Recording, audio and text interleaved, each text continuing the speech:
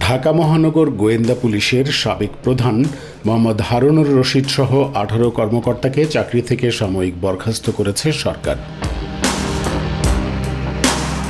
সোমবার স্বরাষ্ট্র মন্ত্রণালয়ের জননিরাপত্তা বিভাগ থেকে এ বিষয়ে একটি প্রজ্ঞাপন প্রকাশ করা হয়েছে। রাষ্ট্রপতির আদেশক্রমে প্রজ্ঞাপনে সই করেন উপসচিব নাসিমুল গনি। সাময়িক বরখাস্ত হওয়া কর্মকর্তাদের মধ্যে ৩ জন ডিআইজি, ৬ জন অতিরিক্ত ডিআইজি, ৪ জন পুলিশ সুপার, ৪ জন অতিরিক্ত পুলিশ সুপার এবং ১ জন সহকারী পুলিশ সুপার পদমর্যাদার কর্মকর্তা রয়েছেন।